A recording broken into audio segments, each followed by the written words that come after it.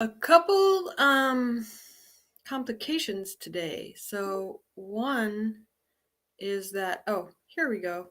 Let's let our guest in. Give me 1 second, everybody. Hania, you're there. Here I am. Sorry, guys. Hey. Close. So uh okay, everybody. This is Hania Joia, and I will introduce her more thoroughly in a minute. I have to let you know that right before I went live, I discovered that I could not go live on Facebook. So this is only on YouTube, and I will repost it onto Facebook after the live.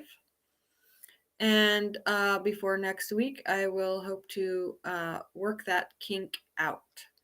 So I am going to take a minute and see if I can't take the link and share it to Facebook and see what happens. Yeah. So give me 1 second. Ganya, sorry. Hania, can you introduce yourself and say a little bit about yourself while I try to get this link on Facebook? I will certainly give that a try. Hi, I'm Hania Joia, and I'll just start with with my name because it begins with a G. I just tell people start laughing, and if you laugh really hard, you just go ha ha ha, and you slap your knee, and you say ah. So Hania. So that gives a way of remembering how to pronounce my name. Um, so my who I am and my background. I'm not a professional doctor. I'm not a nutritionist. Uh, I don't have any like professional degrees. However, I've been in practice with nutritional health and for um, healing the body, a interfacing between the, let's say, the etheric and the galactic and cosmic body into the physicality, and how we interface those and how we get diagnostics of the systems and how we get them correct. So this field of study is something I started over 40 years ago in my practice. So this is not something that is new, but at the same time, I'm not coming from it wholly. We're going to be cellular health and DNA health and all of that. So I don't necessarily come from it from a uh, secular science background, but more of a holistic science, and which incorporates the cosmic, ethereal energy. There is a wholeness that occurs with all of these bodies when we unify them together. Here in this 3D planet is a place of magic. Anyway, that's kind of, Thank you, Hania. Give me 1 second. I think I got it to go. You're amazing. Well, I don't know. We'll see later. It just gave a link. It didn't show that it was live, so we'll see. Oh, this is weird. Oh, let me come back to restream. I'm on YouTube here. So I wasn't listening really closely there because I was doing something else. So have you started talking about glutathione yet? A little bit, just kind of giving my background of like, I didn't want say that I'm some sort of professional that's done years of research on this. Yeah, I heard that part. Yeah. But where my strength and my background is in, and that so and in with the cellular health. Oh my God, glutathione is just the more the crazy thing is that I've been, like I was saying, in this actively for as a practice for in what actively? in solation and my work of bringing in the interfacing between the energetic, which I talked about, which you might have missed, the interfacing with the energetic, cosmic, um, etheric bodies into the physical body, and how we do that, and where that interfacing happens, and where the structures are broken, or where there's been disruption or corruption. And so how do we identify those, and then have ability to correct that? And the thing is that in working with cellular memory, and working with cellular health, and working with cellular recovery, um, one thing in all of my history with nutritional science and looking at nutritional science, I never really looked at glutathione. I heard about it, sort of, not really, in all these years. And it's amazing, because without glutathione, it's like we have nothing. We don't exist. So it's So that. for those who like you and I, we speak the same language, and I can Yeah, follow you. But yeah. you said a bunch of things before just now, about the uh, mental, emotional, spiritual bodies, and bringing that into the physical. Why don't we break that down in a little more simple terms, or practical terms that the everyday layman who isn't necessarily familiar with all that can relate to? Can we start there, and then we'll go into the glutathione? Sure. How many people are okay? So maybe if we start with understanding that just on a biochemical action of a cell, right? And so when we're looking at how everything, we know everything is energy. And so if we look at how energy works, it flow. And if it doesn't have that flow, then there's disruption. So if we look at You're breaking up. uh-oh. How about now? Are you okay now? It's okay now. I don't think it's on my side. I think it's you. It's probably my side of my browser. So ask for some extra help here to come in and support these lines. So how do we make working with the invisible, which is inside our body, visible, manifested in a way that's simple? Well, we just have to go back to, I don't know how to do that really, other than just say that in the cells, in the makeup of the cells, we know that there is a lot of stuff going on in there. And one of the things going on in there is mitochondria. And When you mitochondria say going on, I mean, I cell. think I, I I'm think of I think of mitochondria as a part of a cell. It So is. there's a So lot of components to a cell. That's what you mean when you say going on, right? Okay. yeah, Just trying to bring it into simplest layman's terms, because there's somebody a might lot, not know what going on means inside of a a lot cell. of components in a cell. And how the main important piece of a cell, in my opinion, is the mitochondria. Because the mitochondria is the houser, if you will, of uh, uh, the matriarchal, let's say, DNA. So you're saying that the matriarchal DNA has a direct connection to the mitochondria. It is from the matriarch lineage that only affects the mitochondria. So we don't adopt DNA from father lineage in that mitochondria. It's only from the matriarch, only from the mother. Wow. Okay. So this is really important when we're doing lineage work, when we're doing healing work, when we're doing past work to heal. And I know this can get a little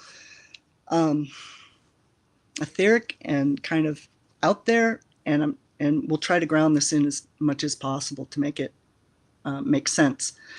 So if we go back to the mitochondria and why this is so important, is the mitochondria is like the battery charger of the cell. And so without the battery, it doesn't matter how much energy you're putting in there, there's no charge. And so what happens, like if we liken this to a car battery, okay, and it gets corrosion on it, what happens after a while to those battery cells?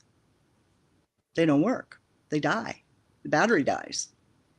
And so, and then also before it completely dies, it starts draining energy from other aspects of the vehicle.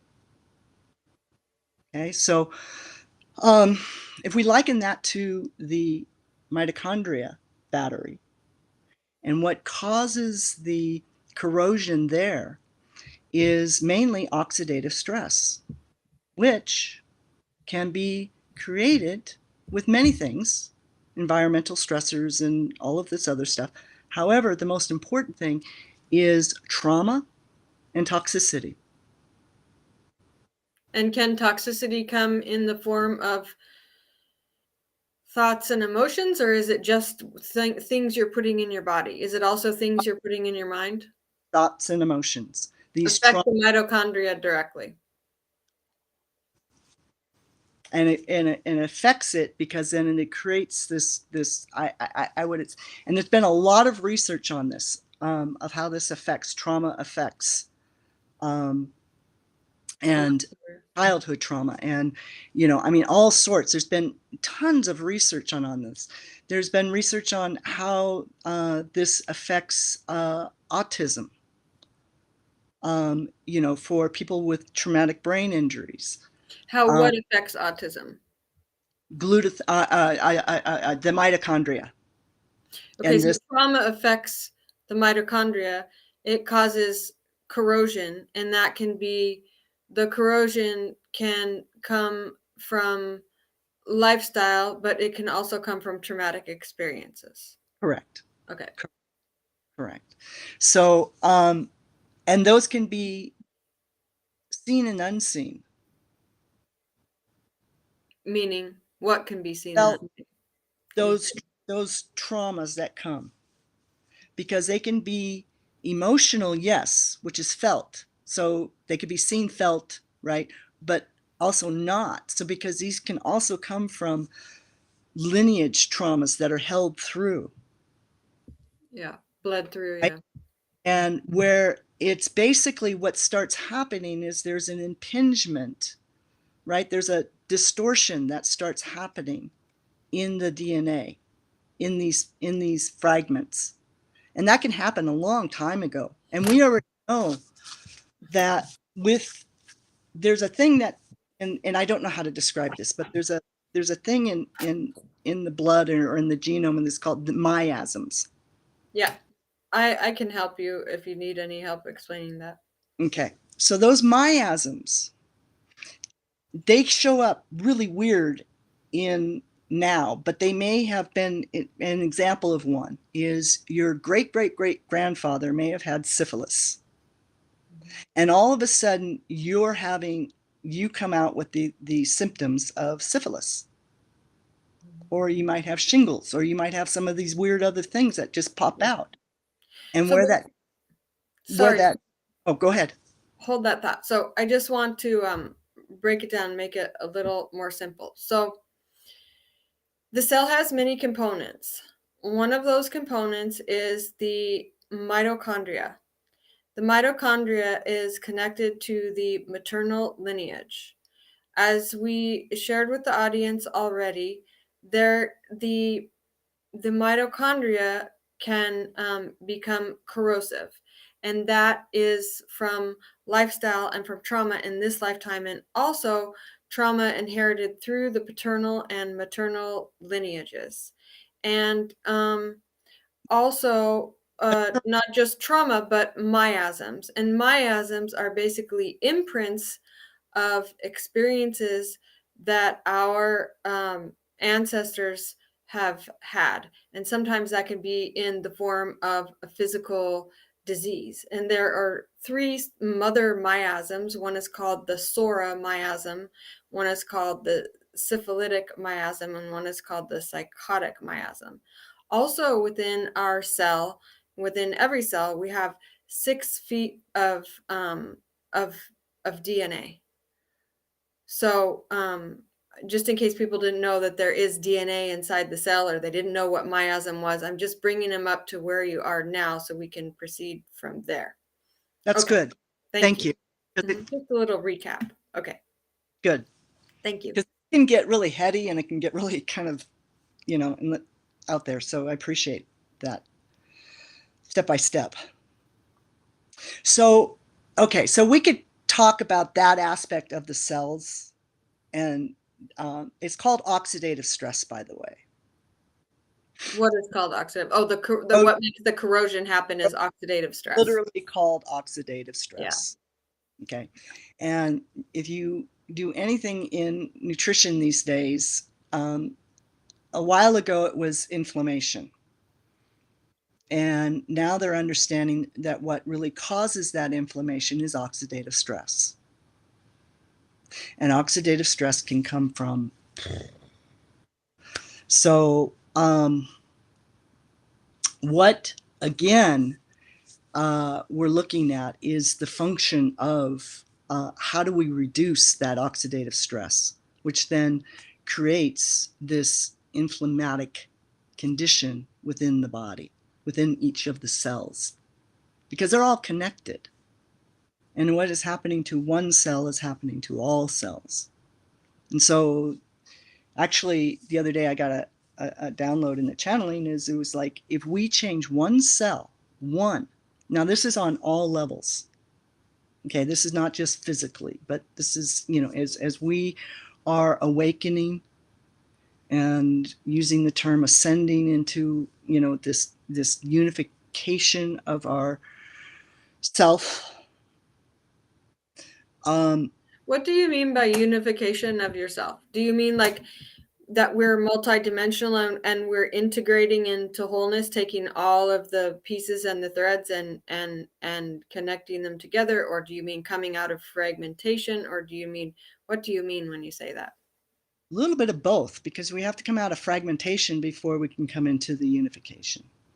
And so we have to recognize where the fragmentation is. So to back up even further, right? So we have to recognize where we are. In order to navigate, you need to know where you are. So now this goes back to the cells, right? The clearer the cells are, the more we're able to navigate easier through these pieces. Clarity. And as an example of this is that I've been working with glutathione to work with my mitochondria in particular, right? That's where I've kind of, if you will, programmed the where this is going to be highlighted in me, because glutathione is amazing. I mean, I got stung by a yellow jacket like 2 days ago. I was wearing shorts. It was nice out. Sat right down on it. Boom, hit me. And I thought, oh, what do I do? What do I do? And it was like, oh, glutathione. I sprayed it on there. I usually have big reactions to bee stings, yellow jackets and stuff. It stayed like nothing. It swelled up to that. It went up to a little bit of red, but just releasing some of the toxicity and stuff. Didn't hurt. Scratched a little bit. I mean, itched a little bit, but that's it. Mm-hmm. So that's, we'll talk about that in a minute, about how that helps get in there to what the function of glutathione is in the mitochondria, for the cell, right? And what it does to the oxidative stress. Okay.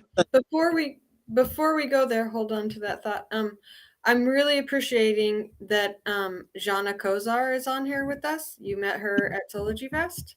Hmm? And I really appreciate her support. I think I remember her being on here on most Sundays. And Wow. so I like to include her in the conversation, especially when she asks a question, which she has just done. And so I don't know if you would like to address her question now, or if it will if the answer to her question will come as we go further down the road with this discussion. But her question is, how do we change one cell? Exactly. Now that's a whole process. And that takes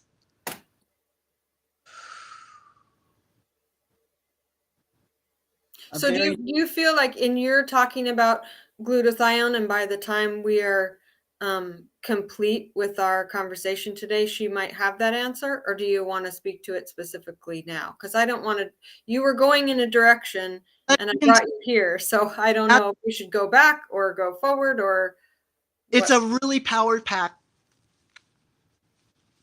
question because it's how far does the DNA stretch? To the sun, from the earth to the sun and back again 6 times if you connect all the DNA in your body. It's a lot. There's a lot there. And how much data is in one cell? So it's a very complicated answer, actually, and it's not an easy one. I would love to have the discussion with her when we could focus. Okay, where do you start? Where do you start is you start locating where you are. So you see, we have to take this constantly from the big to tiny, to the big to the tiny, to the big to the tiny. So Macro, micro. constantly. So it's not about just this staying in one view of it, but it's a multifaceted view.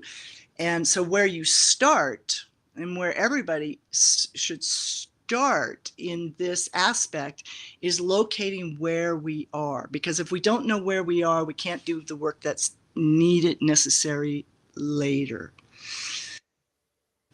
And so this starts to kind of look at it again then as what is one cell, because is it one expression of a cell, or is it one cell? And you see, then we become I don't have a real concise answer for that, I guess. No, that's okay. Yeah, that's, I mean, that's the answer, is that it's complex. It has many components, and some of those components will come out in the discussion today that she's intelligent enough to piece together. And just her asking that question is going to activate her own cells and lead her towards the answer.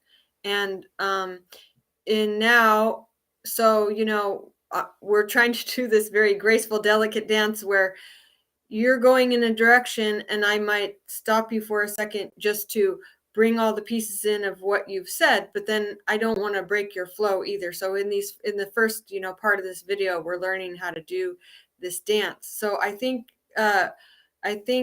Jana has brought us back to a place we can go back to that we stepped away from. And she said, Hania started talking, saying that she got a download that we have to change the cell. So I guess you started to talk about that, and then we were wrapping things up to be a little more concise. And now, if you like, we can go back there, or you can go in a different direction. It's up to you.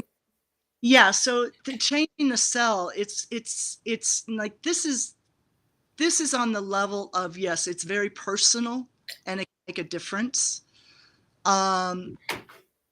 Again, it's perspective sometimes. So if we have the right perspective, we're able to change the cells. For instance, when I started really asking to have all my obstacles removed, that's a loaded request. I quickly not retracted, but added after I recognize and release those obstacles. Now, this I was using in particular with, I have cataracts and poor vision. And so I have been really working with this idea of this obscurity that I've been seeing through. And when I asked for all the obstacles to be removed, and this is kind of what I mean by working with the cells, because see, on an energetic level, but also with intent and focus, I knew that that obstruction are basically obstacles, which are basically come from traumas. And there's an interesting component here too, Hanya, because in Chinese medicine, we talk about which organs have different connections to different parts of our body. So we say that the liver opens to the eyes. So the liver has a direct connection to the eyes, and to vision. And the liver is also responsible for the smooth and easy flow of energy and emotions. And glutathione, you already know this, but the audience does it, so I'm saying it for the sake of the audience. Glutathione greatly benefits the liver. So already there's a connection there, right? This oxidative stress and the liver and the vision and the eyes and the yeah. Exactly. And actually, that's where we naturally produce glutathione, by the way.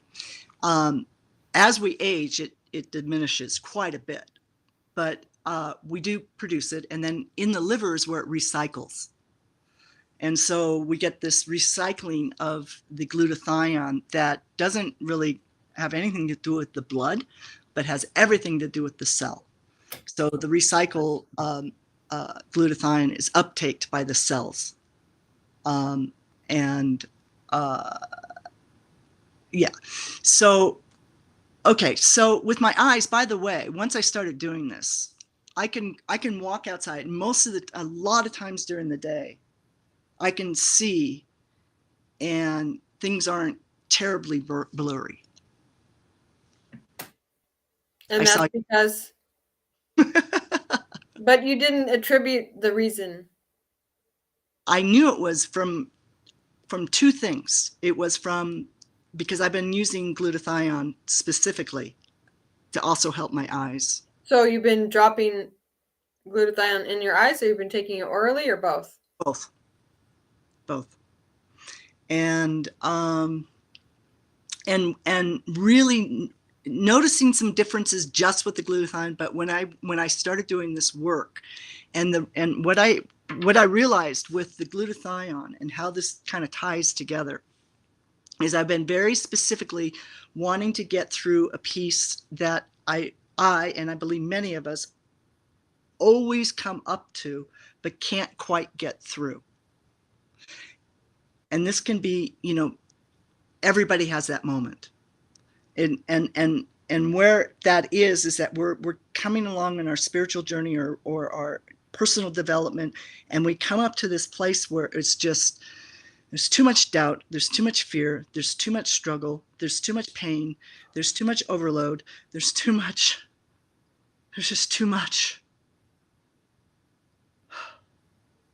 And in that moment,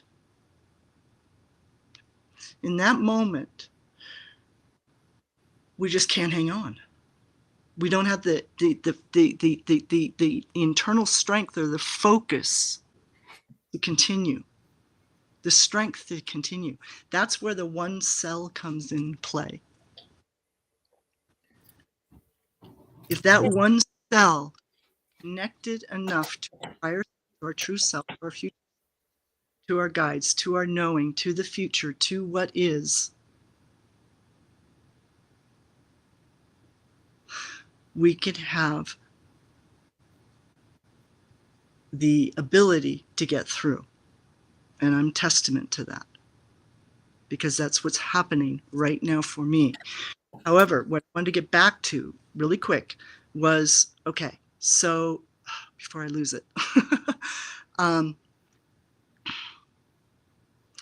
that one cell change occurred when I was at that place of overwhelm, not sure I could do this, very terrified internally, because of all the traumas that were coming up. But with the use of the glutathione and helping repair the traumas, I was able then to go objectively down into the trauma and get to the root, which is the where and the when. And you attribute being able to do this with glutathione because you believe that glutathione contributed to clarity in the cell and therefore clarity in your mind? Is that what It you're gave saying? me more stability. It gave me more energy to stay focused. And it's a tool, right? We have, like I said, we make glutathione, but we're very diminished on it. So by increasing it, we can, it can be used as a tool, right? A lot of people use it for anti-aging. A lot of people use it for this or that or that. I wanted to be using glutathione. And when I take something in as a supplement, I'm very intentional with it. What do I want this to do for me within? Quick shout out to Creative Knowledge TV. Thank you for being here and thank you for the hearts. Okay. Thanks. Thanks. So, okay. So, yeah. So, glutathione, like I said, can be anything that we take in our body. If we want it to have a certain effect, it will help. It will, because it's energetic. You see, everything has an energy resonance to it. So if we align with that, and that's our intention, then that's where it's going to be directed to. And so the thing is that remembering also that if we're playing on that level of focus, then anything that's in our way to get to what we want is going to be revealed.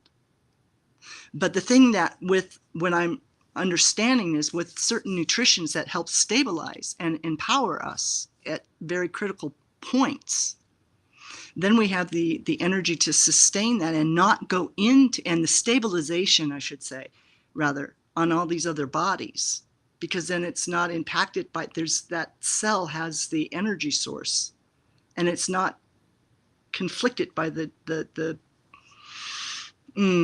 obstruction of the oxidative stress, let's say. So there's been a repair that's starting to happen in there. And so it's more of I call them cellular farts, basically of where the old energy that was stored in that cell that was up against the wall in that place of those traumas are just releasing their gases. And so if we can remember that we're moving through, and those are releasing these disruptors. Yeah. So I mean, we have these experiences, these traumas, we have and we have those imprints not only in our physical body and in our cells, but also in our emotional body, right? And in our mental body, emotional body, third chakra, mental body, fifth chakra. And these emotions and traumatic experience become part of our cellular structure.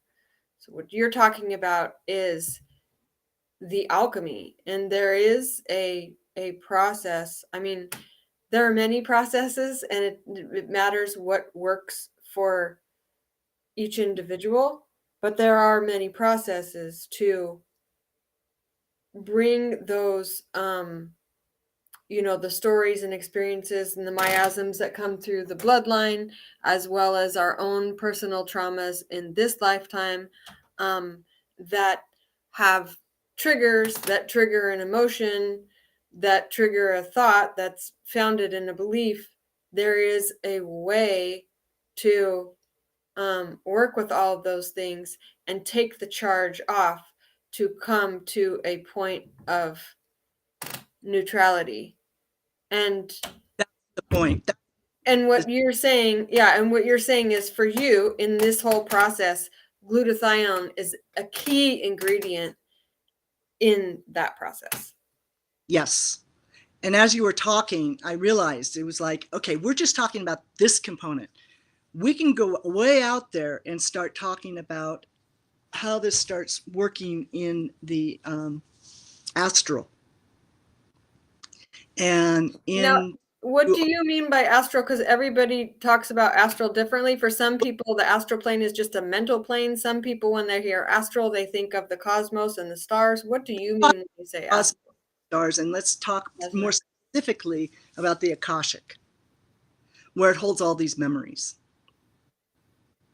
So you see, what we do here, everything we do inside here is also affected out there. And more, it's like everything out there is affecting what's going on in here. So all of these lifetimes and all of these experiences, the more we clear out these old distortions, the more we're becoming more clear to our connection to these other aspects of ourselves that aren't embodied, or maybe their past lives or whatever, however they come in. But you see, those traumas also that we came in, some people might call that karma, that we came in with. You see, it affects then the body in the same chemically, biologically and chemically. Yes. And so then you get triggered, and then that creates this current trauma, and then you get to the, again, the oxidative stress creation thing happening. So it's just taking it from, like I said, from really out there to kind of real basic, and really out there to basic, because there's no difference. Mm-hmm. But you can't. It's the beautiful thing about bringing it into the body is that it keeps it grounded where we are here. Yeah. Well, and it's so great, every day. I mean, I always say it's just so funny that, scientists are like, oh, look what we found, or look what we proved. And it's like, yeah, well, people who were, on a spiritual path, or were the quantum physicians ahead of their time, or the yogis, or whoever, have known these things and have had the direct experiences of what science is proving. And I always like to say, like, rather than be like, oh, well, having anything against science, saying, well, the one good thing about all of that is that people who tend to be more tuned into the mainstream and the mainstream narrative can really have their mind opened by some of these others, like, because for them it's like, oh, well, science says it's true, so I can buy that. But if it's introduced in a metaphysical package, sometimes they're like, oh, wait a minute, so it is really really exciting to know that, I mean, we are light, we are energy, we are frequency, we are vibration, we are literally an oscillating wave. And all of the components that you just said, like the trauma and the micro and the macro and our immediate emotions and all of that, it affects the way our wave oscillates, And really, to find attunement is to come into balance, harmony, and equanimity, which is the center. So this takes us to another aspect of looking at where we're at, because in this, now I have a whole different worldview than probably some. I'm not going to say most anymore, because I'm finding people that have similar worldviews. Yeah. But of this world, this aspect of this dimensionality and how things operate, and that we are multidimensional, multidimensional, and that we are operating not just here mundanely, but that we are operating, and that the things out there. I always like to say that, like, the 3D is the material manifestation of matter, and 4D is like the laws that govern it.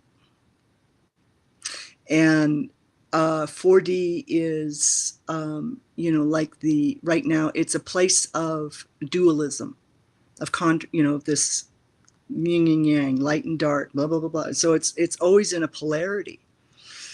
In its health, It's stabilized by its core, which is in the center, which is balance, harmony, and equanimity. But when it's been, Do you see that as a location or a state? Because when you say balance, harmony, and equanimity, I see that as a state. Like, it's a there's a state. negative charge and a positive charge, and then there's neutrality. And Yeah, I don't see that as being located in any one place as much as I see that as a state of energy. I'm not yeah. arguing, I'm discussing, No, no, no. I see it as a state of energy as well, but states of energy coalesce into a space, or they can. And so that's where I see that as coming into the center, right? It's like in the center is where the calm of the storm is. And I see one of the big issues with 4D is that it has been distorted in a sense of this uh, uh, polarity. It's creating a warble, right? Because what happens is we have, instead of intrinsic value, now we have uh, imposed value. What's good, what's bad, Mhm, what's light, what's dark, what's mhm, good, what's evil. I mean, and it's like, are you worth it? What makes you worth it? I mean, all of these things, these imposed value, and it has nothing to do with the intrinsic. And so, in that just that one state alone creates this. mhm, And 4D is also where time exists in that sense. mhm, And years ago, my guides they said, you need to get out of time. So, um, time is speeding up so fast that if you stay committed to time, and those who stay committed to time are going to probably be spun off because they can't hold on. mhm. But Well, and where time just to interject, not to interrupt. Time also has to do with this whole belief system that we're all engaged in too, about longevity Mhm, and death mhm, and all of that, right? It's a continuum, and it's a yeah, cycle, but our beliefs around that, the imposed beliefs versus the intrinsic beliefs, actually lead to our own aging. exactly, exactly. So that's how malleable the cells are to imprinting. The biology of belief, right? Yeah. So here we go now. Okay. So what they said to do was to go to get out of time, Oh yeah. to come back to nature, to come back to the organic. So come out of the mechanical. And so this comes back to the first step of where you are. Are you in the mechanical world? Are you in the fabricated self world? Are you in the fabricated self, or the false self? Or are you in the organic world? Are you in the world of nature, where there's rhythms and patterns and cycles and seasons and moments? And a moment can be a flash, or a moment can be a million years, a billion years. So our relationship with that. And if we're tied to time, there's no way we can come into balance or harmony or equanimity, because it doesn't allow for these other rhythms and cycles and moments to occur. So that's where my focus started coming in relationship to everything, and understanding that there's and also a lot of my other work that I've done with 4D and what's going on in 4D, but this inequity in this Lack of equanimity. yeah, this that starts happening, right? And then there's looking at how do we interface the different parts of ourselves together, we know we have a physical body, we know we have an emotional body, we know that we have a mental body, but that's all within this core of matter, so to speak, in a layer of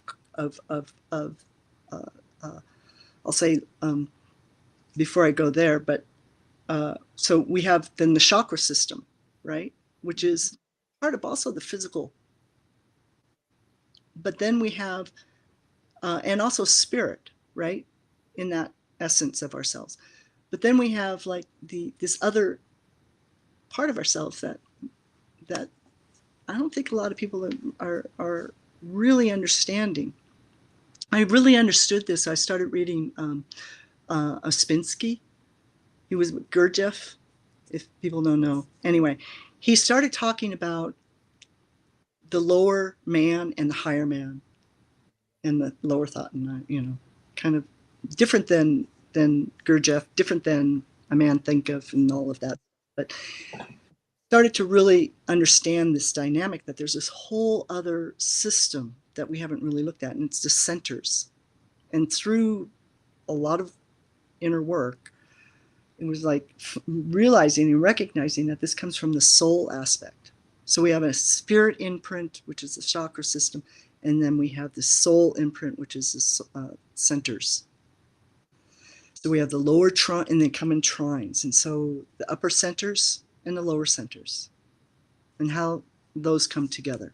How do we bring these together, first of all? So, are you making a parallel? Are you saying that the centers are to the soul what the chakras are to the body? Can you speak to the centers a little bit in a Yeah, concrete, simple layman's terms way? yeah. It's kind of it's where uh it goes with the matrix, right? This within the geometric structure that we are designed as original human being to carry. Mm-hmm. So we have the element of spirit and soul and consciousness, which is our upper trine. So if we bring that together and we use different words for those, same thing as spirit, soul, and consciousness, we can look at Father being spirit, knowledge being of that spirit, okay? And then you have soul, which could be which is wisdom, which is mother. And so you have with Father, you have what, and with wisdom, knowledge, you have what, and then with wisdom, you have how, and then you have consciousness or expression, which is the child. And so this unification becomes a family, and it becomes a unified field of family. And when this comes together, it is, for someone who's been seeking family since they were 5 years old, knocking on people's doors going, "Are you my family?" Mm-hmm. Like that book, Are You My Mother? Do you remember that book? Yeah. It's that little bird walking around asking the cow and the dog and the cat and everything known to man, "Are you my mother?" Yes. Well, that was me. Are you my family? Literally. So, when that came together, it was an experience of, this is what I've been wanting my entire life. This is what I've been seeking. So you see, the thing is that when doing spiritual work and when you're doing cellular work, there is a direct experience with it. And it's usually indelible. And when we do cellular release work, we're doing any sort of energy work on a table, work or massage work or any of those things, what happens what happens to the cells is that your body starts buzzing. And so you're doing this really deep cellular release work. Your body starts going off. That's good. You start yawning. consciousness to unconsciousness in the cells, through the blood, through the air, releasing, discharging. This is how active the cells are in correspondence in this releasing of these energetics that are held through trauma and whatever. Okay, so let me get back to this and just take a moment. Yeah, and after you take that moment, can you let people know where we can find that work or that book or that some way to connect to it? Because I like it. I'm already turned on and interested. Well, I haven't written the book yet. No, but you got the information somewhere else. You access that. You said it's not Gurdjieff, but it's this other guy. No. The Ospinski work. Yeah, was that's what I'm looking for. That was of locating the centers, right? The upper and the lower, and that. All the other work of how to bring these to mind, that's the work that I've been bringing in. And then how to organize the lower trine, right? But what got me there was I had to get out of a chakra system and I had to get into a different system that allowed for this to work on these other levels within the physicality. So it's that interfacing again. So it's taking this level of work where it's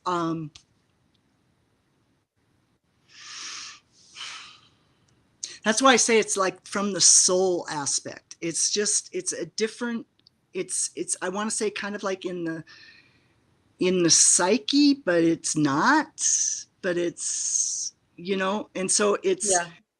but it needs, in order to be healed, for us to be fully healed and unified in the physical body, because that's my work also, is how do we bring ourselves in full mastery, self-mastery, right? The alchemy of spirit and matter. Is that what you're talking about? Yeah, the alchemy of spirit and matter, but also soul. Now, how do we bring that in? And how do we bring in a complete whole self? And what is the original blueprint? So all of that coming together, that's what my field of study has been, and my very, very intense, dedicated time spent has been around that. So it's how do you interface all of that and bring that into a unified structure, into original design matrix, so to speak, operating all systems. And then, see where it's broken, bring it together. Now, I don't expect people to do all of this, but it's like by bringing it again back to that one cell. If I'm that one cell in the collective that does this, right, then that can be frequent out, right? And so what happens when you have the right frequency go out with matter? We know that with sound, you put it on a sound plate and it frequents into a very specific geometric shape. Yes. So when we frequent these particular things, and when we're frequenting our anger, frustration, depression, or our trauma activations, right, which are all those things I just said, then that's what's frequenting out. But when we're frequenting out a unified field, and getting back to the cells now, and we're frequenting out and all of those cells, this unified field, and coming into that center of balance, harmony, and equanimity, which then what the fuel or the power that is created by balance, harmony, and equanimity, if we did it as an equation, equals peace. So peace is generated from balance, harmony, and equanimity. I was listening to Todd turned me on to Robert Sepher. He has a YouTube channel, SEPHYR, I think. Anyways, Robert Sepher, and he was talking about. I was watching a video last night that he did on alchemy, and you might already know this. I don't know. It just took me. I never realized that one of the symbolic associations with the white dove is actually the Divine Mother. Mm-hmm. I never knew. I was like, yeah, I love when I learn something new like that that excites me. I was like, oh, really? So I thought of it because you said peace, which is the dove represents peace, and so, anyways, just thought I'd throw that in there. Component of the Divine Mother, it will never happen. Say it again. Without the component of the Divine Oh Mother, yeah. it won't. That upper cannot. Yeah. What's that Trinity? I mean, you hear Todd talking about it all the time on Soulology and other people too, like, the golden child, the divine masculine, the divine feminine, and the golden child, that trine that you keep talking about. Yeah. So So when that's the upper, child as consciousness, and then the woman as wisdom, and the man as knowledge. Or we shouldn't say woman and man, we should say divine masculine energies and divine feminine energies, which exist in all of us, right? This yeah, isn't a gender thing. and Don't want that's to confuse yeah, anybody. and like spirit and soul, right? Because soul is the container. If you look at what the feminine is, it is the darkness. It is the space. It's the The container, void, the emptiness. Yeah. right? And what does spirit do? It imparts into that space light, knowledge. Would you say that, like, Oh, and the base too is also understanding, by the way. So okay, you have knowledge, wisdom you and understanding? have understanding, right? Would Which is you, of the two. when you think of soul, see if you follow what I'm saying and see if that's how you perceive it or not. I'm not saying this is how I perceive it. I'm just saying, as you've been talking, I've been thinking, oh, I wonder if there's a parallel here. So when we think of soul and spirit and physical body, we know that the physical body, well, the spirit animates the physical body. Mm-hmm. Through the chakra center. Yeah. So the physical body contains the spirit. And so would you say the what's the difference for you personally between soul and spirit?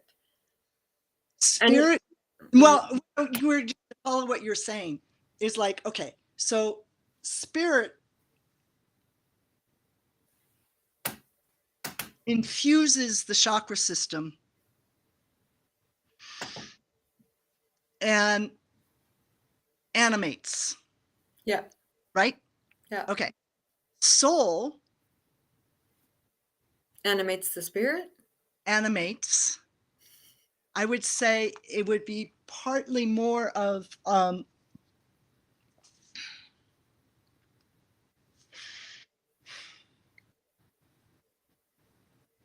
well, there's a whole other piece that comes in here because they've misused, they've kind of made this unavailable to us. So soul, I when every time when I'm hearing, I keep on hearing it. So I'm gonna say is the etheric, Okay. Yeah. right? And so Mhm. how they interface, right? And also soul has a lot to do with the blood.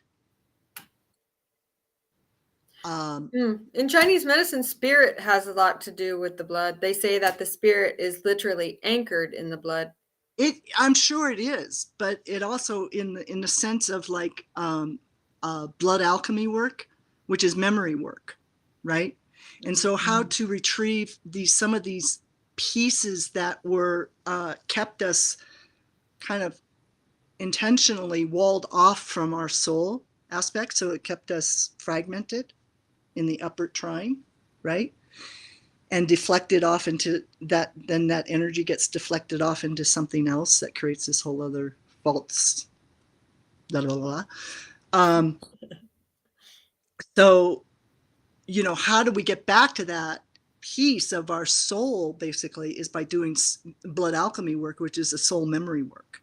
So we go back, and all what starts happening when we start doing that is all these memories start just going, like, flooding us, and like it's like our life kind of going behind, like flashing before us type memories of just very deep memories of root stuff coming up and releasing quickly, quickly, quickly, quickly. Yeah, two thoughts to share. One, I'd like to revisit.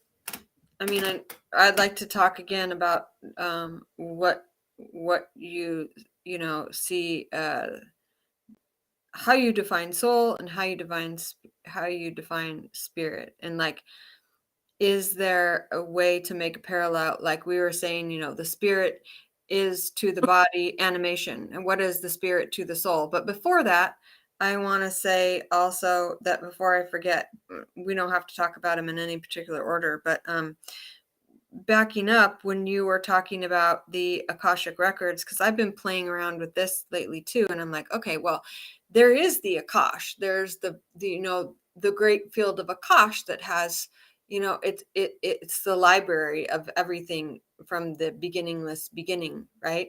And Mm-hmm. it has humanity's collective history in it, as well as our individual history. But lately, and I'm not saying this is new to me. It's it's other people could have written about this, had these thoughts. I don't know, but it came up in my own mind stream personally for me recently, and I'm not looking for validation or whatever, but I just want to see what you think. So the other day I was like, wait a minute, my Akash, the Akash of my soul, is in my DNA. Yes, yes, yes, That's the Akash. That's my signature. Akash is in my DNA. Is that yes, okay? Yeah, yeah. yeah, So that's for sure, and that's again why the glutathione works on all these levels, because the thing remember is that it comes from them, and this comes back to where we started, was that the in the mitochondria, the DNA, where that comes from is from the matriarch, the yeah. soul, the soul, the mother lineage, the soul. So that's where the difference with the spirit and soul is. You see, now we're into the cell, into that DNA, into the mitochondria, right? So now we're going back into that, out into the cosmic, into the cosmos, and we're going out into recognizing that we are more than just matter, more than this physical substance, and that this lineage stuff that comes through the matriarch DNA, these distortions that were implanted, however they were implanted eons ago, from our beginning of this experiment called mankind, we can go back in our, with intention and clarity and focus, we can go back, mainly with intention, and just like we do healing work with ancestral healing work now, lineage work now, we can go back all the way to the beginning and clear the distortions. And again, that's again that idea of one cell. We can go back and correct that distortion. This is really, we still haven't got to the, I can't get you to define soul and make a comparison to Spirit. I mean, it's this, it's a new concept of understanding. It's not, I think, you know, I went through this. It was like thinking spirit was the all that is at its source. It's not. It's an expression. It's a, you know, it's a way of expressing source's energy, is through that, through spirit. And through all of us, we have then that spirit that is right. And the Well, I same. mean, yeah, there's individual souls and then there's a collective soul too. I mean, do you is so how do you, so Mm, what's the difference between collective consciousness and just consciousness itself, and individual consciousness and soul? Is there overlap well, there? that would be this. That's actually a really good analogy, because we have these layers of consciousness, right? And so again, it would be the layers of spirit and the layers of soul. But it's the connection of all three of those that makes in matter. that makes us so uniquely special. And then we have a lower trine. And so that lower, as above, so below. So it's the same thing, as above, so below. So in creation, in all the aspects of manifestation, you see this aspect of this. Well, it's not my soul expression, but it is. I am a part of that soul that has created this Mhm. this and this spirit that has come together in these qualities that they have come together to So, to what? create, Yeah. right? Like these what does that create? In that I mean there's a sense of limitation that I have, as far as, like, all of us have. Yeah. So, We can oh stress. what's coming? Sorry. We're both so excited. What's coming to me is that, it's great just to play around with these things in real time instead of having some like concrete, no, it's this, it's this. It's like it comes to you as you tap into that field of energy. And what I'm presencing about soul is that, like, It's organic. well, Number no, what I was feeling and presencing is that, so if we think of soul as like the Tao, right? And mm-hmm, then emanating from that Tao is spirit. And mm-hmm, then more grossly is physical, right? So the Tao is the all and the nothing, and things spring forth from that. So spirit, the Tao is not conjuring itself, but for lack of a better word, right? It's like getting excited about its uh being, or its isness, this, right? how does this cell, And what it, so hold on. And so it's expressing itself, getting not very gross, but coming out of that nothingness into something that is spirit, getting a little more gross, and then saying, wow, I can even do that. I can even emanate further again, one step, and coming into physicality. Sorry, I just had to follow that thought because I never had no, I love it, thought because that. it all starts in with the mother. It all starts with the feminine. It all starts with the birth of creation, Mhm, as we're being birthed. mhm, So what do all we know, we get birthed out of the feminine. We don't get birthed out of the masculine. mhm. That's brilliant, because that's a real good organization idea. You see, that's how I work. It's like, how do things work in nature? Mm, mhm. There's no difference, you see, because we're modeled after that. Well, we are nature. I mean, that's the thing. That's part of being in a physical body too, and having the programming and all that is like, oh, there's Earth and then there's you. Take care of your Earth. It's like, no, take care of yourself. Yeah. No, we think that because we are in this individuated body and we walk on top of the earth, that somehow we're separate, but it's all one big living organism, and we're part of that living organism. Hmm. I always say, be a good cell in the body of God. Yeah. And I've been thinking about that lately. It's like, because sometimes there's just such this sense of urgency. It's like, oh, but you have to transform all this trauma, and you have to, in this list of shoulds, and oh, you're just not evolved yet, and you're really behind, and you're really slacking, and look at all these people are so more Yeah. evolved than you, all the ego bullshit, right? Judge.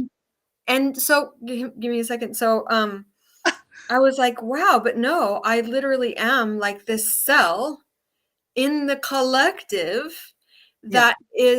that is looking at the DNA and working with the DNA and finding out how to alchemize the trauma, and finding out how to be in my healthiest state and hold the most light, and all of these things, like discovering myself, as you say, like as a cell, and all my components, and working with those and alchemizing those.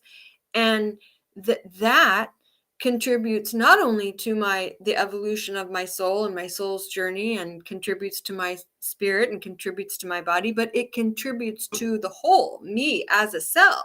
So Mm-hmm. it's like sometimes I think I have this really big job, and and it's like, no, actually, it may feel big sometimes, and it may feel insurmountable, and it may feel all of these things, but it also pulls me out of time too, because when I think like, oh, I have to be in a hurry and I have to get as much done before I die and all of these things, and it's like, no, you're a cell who has emanated and is emanating and is an emanation, and you're doing your work to be a good cell in the body of God.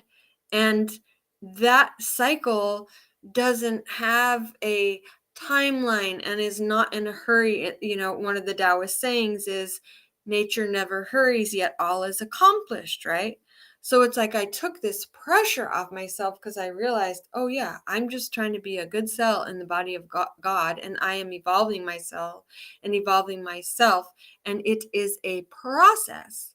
And I'm starting to see the micro macro. Yes, it is important. It's tiny and it's monumental, but But just, it's also, if as I'm hearing you say this, it's like we can relate to it because we have trillions of cells in our body, yeah. and we are one unit, Mm-hmm. one body. Yeah. Okay, so that translates then on and on. It just doesn't. Buck doesn't stop just Right. here. It keeps on going on and Right. on and on and on. And we are 1 trillion, billion, trillion gazumals of cells in this universe. Mm-hmm. And what is a cell? Basically, just an energy holder. And what is a DNA? Just information holder. So, you can take it from there, kind of expand the thought, Yeah. let it blow your mind a bit. Yeah.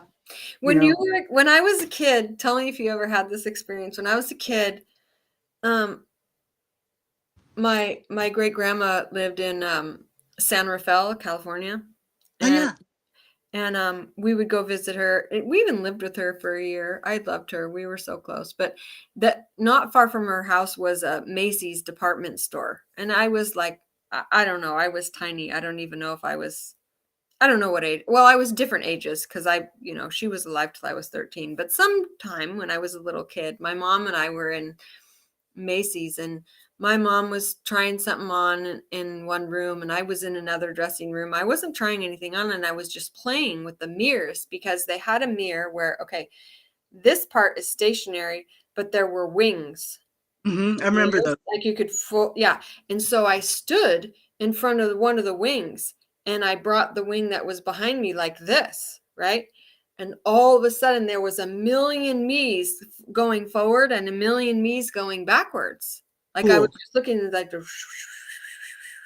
right? cool. And it was a psychedelic experience without having psychedelics. And as a kid, it was literally like a transmission. I was like, oh, something's going on here, you So I'm know? going to just point out something here that I have a little pet peeve with, but I think it's important.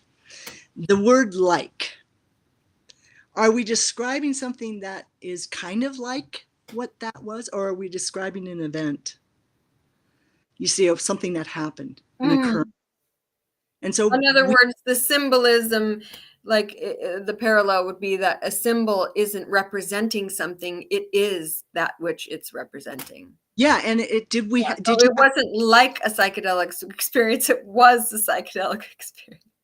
yes, Yeah. you see it has the same It's a effect. transmission. Well, that's how I initially stated it. It was a transmission. Oftentimes we say like, and we're devaluing ourselves every time we say that Mm-hmm. because we're valuing that a direct experience that occurred.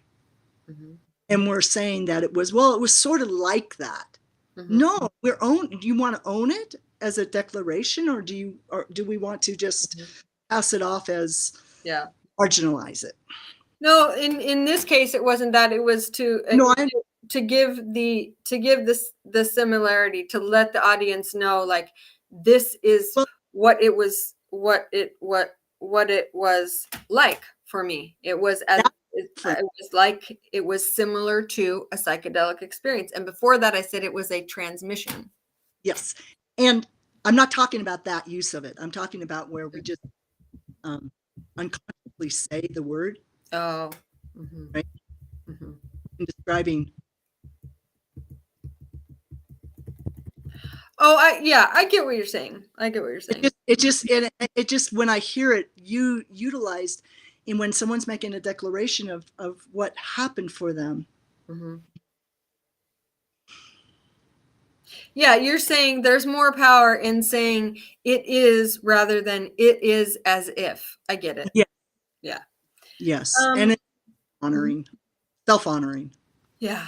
So we're coming up on 118, and I know that you wanted to have some time to talk about glutathione, and particularly a type of glutathione that you take, and that if anybody in the audience wants to get a hold of you or get a hold of NutraSwish, we're going to let them know, you're going to let them know how you can do that.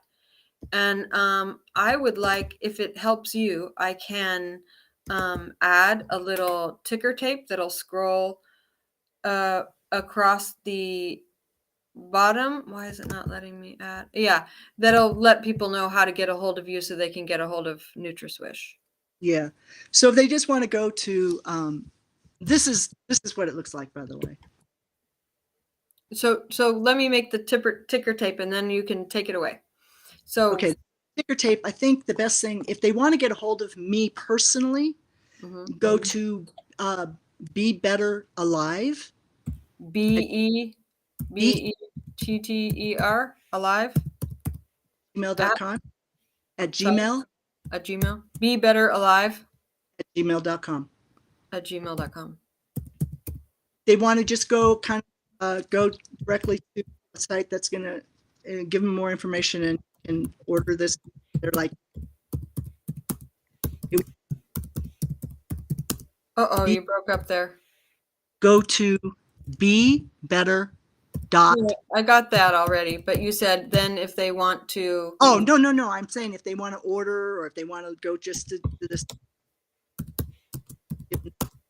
more information that I'm going to give them is bebetter.buzz. Bebetter.buzz. Uh-huh. So,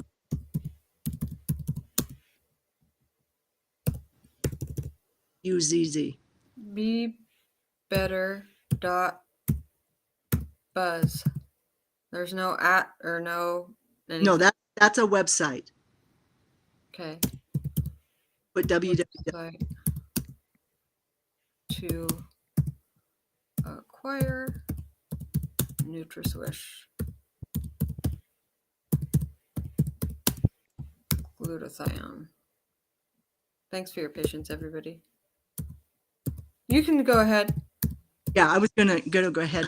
So just to give a little history on glutathione. Would you like to be, sorry to interrupt, would you like to be alone on here? Like, do you want me to remove myself from the screen? No, you're fine unless you need to go.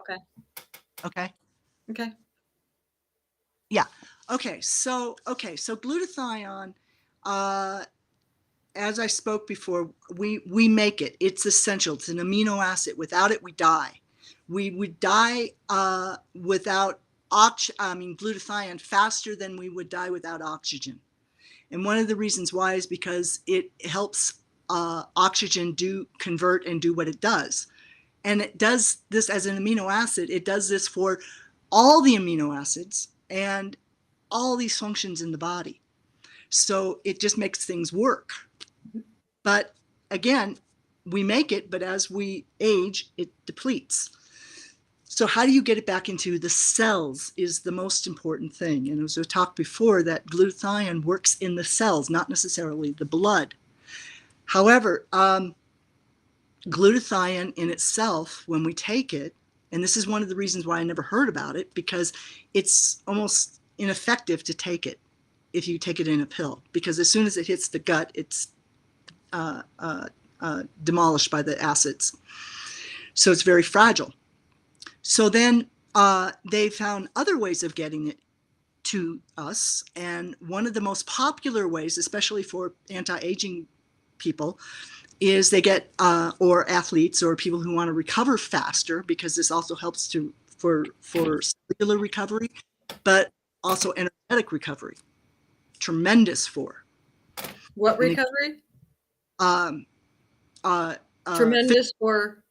Physical recovery and energy recovery. Okay. Okay. Very, very good for. So a lot of athletes do this. You know, people who are wanting to look younger do this.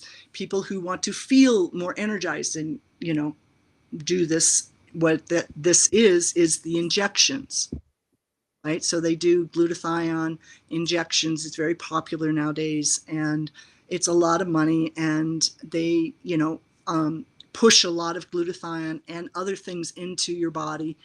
And it has a very short half-life, so it diminishes like within 90 minutes. And then, you know, to keep that level up, very little of it actually, it spikes the blood, spikes your system, but very little of it gets into the cell. And so in order to have that high feeling, you have to go back and feel good. You have to go back generally sometimes 2-3 times a week to get those injections. So that's one. Another way is they have come up with it's called liposomal, which is a type of sublingual type of method, which is sublingual is under the tongue, and so it absorbs. Sorry. Can You know, after you explain sublingual, can you explain liposomal? yes. Thank you. Sublingual is under the tongue, and so then it goes into the mucous membranes of the under the tongue and the cheeks and everything, and then it goes directly into the cells type, or into the cells. Right now, liposomal is a type of process that has taken and this goes into NutriSwish, has taken a molecule and made it very small, and then encased it in lipo, this sense of fat, that then when you put it under the tongue, it is absorbed into the mucose. But because it's absorbed in a fat, it's a protein, which thereby means it has to go through the blood to break down before it can, the glutathione can get to the cell. So again, it's a longer process. And the reason I use NutriSwish, this one, NutriSwish by Numi, is because of the how it's there, the science behind this and what this does, and how this is absorbed into the cells, all the cells, within 70 seconds. How does it do that? Well, instead of using fat, lipo, it uses water, and it's very structured, purified water. And they encase the glutathione in that water molecule. Now, what they've done with the glutathione is they nanosized it, which means they made it very, very, very tiny, smaller than microns. And there's a thing in that's called the blood-brain barrier, which nothing is able to pass the blood-brain barrier to feed those cells unless it's small enough. And it has to be under 50, I believe it's 50, it might be 100 nanometers. Well, NutriSwish is anywhere from 10 to 50 at max nanometers. So it's very, very tiny. And the thing is that cells, and we know this with structured water, and we know this with absorption of cells and stuff, especially when it's structured, is that the cells know what to do with water. They absorb it. They don't know what to do with fat or proteins. So that's why it has to go through this other process. So that's why when you take the NutriSwish and you swish it in your mouth for 15 seconds and hold it under your tongue and then swish it in your mouth, about 45 seconds, within 70 seconds, it's going to go through your entire system and feed those cells. So that's why, and also because it's very reasonably priced, especially when you compare it to injections. So it's effective, it's stellar technology, and it's new, and it's working. And it's highly bioavailable. Yes, it's 100% bioavailable. That's the thing. There's no breakdown in it. It's going right to the cells. Right now, glutathione is the major protector of the cells. That's the other thing too. It's like the defender of the mitochondria in particular. It defends, so you're going to get increased energy over time. Some people get it right away, but over time. But like athletes who are fatigued, their performance increases because their recovery time is like cut in half or more. So they're able to get back and practice more, right? So, and that's their words, is that, they're able to do more. I mean, this one fabulous story is of this power lifter. And as a younger man, he was he world record, right? And then at 50, he got another world record for being over 50, I guess, but he wasn't able to push as much weight as he used to. And then, and that's typical because it maxed out at a certain place and he couldn't ever get past that, right? And then he's now 60 and he's over 60 and he finds NutriSwish and he starts taking it. And all of a sudden he's feeling better and he's feeling better and he's feeling better. And now guess what? He's pushed his world record over 300 pounds. Over 60, unheard of. And he attributes all of it to the glutathione. There are people who can't get, older people who can't get up, right? They can't get up off the couch unassisted. After a week on the glutathione, taking it consistently every day, they're not only able to get up off the couch, but they can walk around the block unassisted without their walker. That's awesome. So it's coming up on 1:30. Some people on here might not know, but I am a caretaker for an 84-year-old man named Ken, and Ken would like to have some lunch because it's 1:30. So I want to thank you, Ghania Joia, for coming on here and informing us about glutathione and having a really rich conversation that is going to contribute to my overall growth. And I would like to have I will call you later. Normally what I like to do is end the live stream and then stay on with the guest for a few moments just because I don't like to leave right away. But because of the time that it is, I'll call you personally later. Okay. Yeah, no So, worries. thank you for all those who watched. I see there's 3 people on here. Thank you for those who will see this on the replay. Hania, this has been really excellent. I'm thinking, if you're open to it, I might like to do it again, just because it was interesting to see once we got into, a free flow and started playing with ideas and concepts. It felt like a really good flow and exchange of information and epiphanies and things for ourselves to contemplate, but also the audience. And I think that is beneficial all the way around. So let's do it again. And thank you so much for coming on. I really appreciate you. And we'll be in touch, okay? Oh, that's awesome. Thank you again, Julie. I really appreciate you reaching out to me and asking Yeah. and having me on. And thank you all who have listened and joined us. Thank you. And if you have any questions on any of this, just please feel free to reach out. Yeah, let's put that caption on there one more time. So if they need to write it down. So everybody, the caption is that, so if you want to get a hold of Ghania dan Joia personally, you would go to bebetteralive@gmail.com. And then if you were interested in the NutraSwish in particular, you would go to Be Better Buzz. Be Better Live.buzz, right? No, just bebetter.buzz. You got it. Oh, I got it. Yeah, be better. Oh no. Yeah, be better.buzz. Okay, sorry to confuse anybody, but you can always go back and rewatch it and see the And ticker tape. if So you have any problem with that, just literally just email me. And, or I'm on Facebook. You can message me.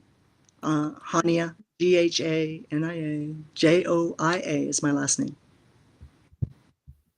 oh yeah, and it's also on the descriptor of the video. Your full name is on there, Ghania Danjoya. Okay. Yeah. Thank you, Han. Thanks, I'll talk to you later. Ken. Bye. Have a good